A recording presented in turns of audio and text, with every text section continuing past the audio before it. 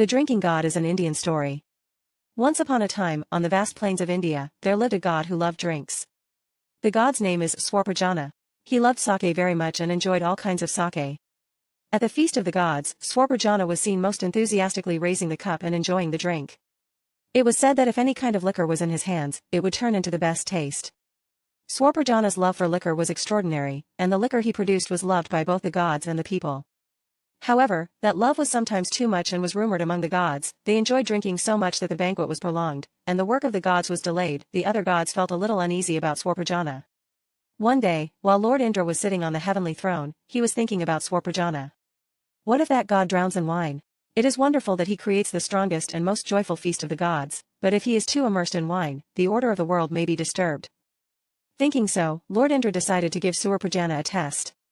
Lord Indra summoned Swarpajana and said, Swarpajana, you are a wonderful god who loves liquor and entertains the gods. However, if you get too into alcohol, you may lose order. So I will give you a test.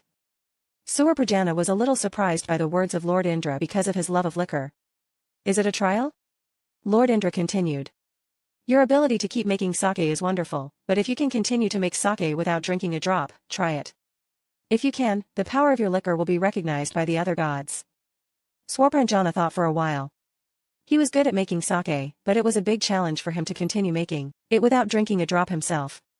Still, he made up his mind and decided to take on the test. Swarpajana continued to make sake every day without sparing any effort so that he could make delicious sake for the gods. However, not drinking a drop of alcohol was more severe than he thought, and as time passed, his heart gradually began to feel lonely and empty. He was captivated by the smell, taste and fun of liquor, and began to wonder if he could get past the test. At that time, Swarpajana received news of his visit from Ashwaja, the god of alcohol. Ashwaja was the god who watched over the trials of Swarpajana and understood the true power of the liquor world.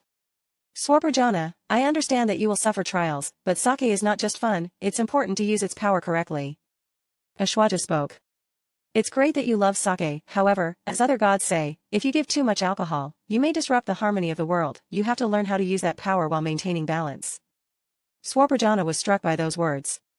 And I realized that using my powers correctly in the middle of the trial was a way to help the gods and make the world a better place.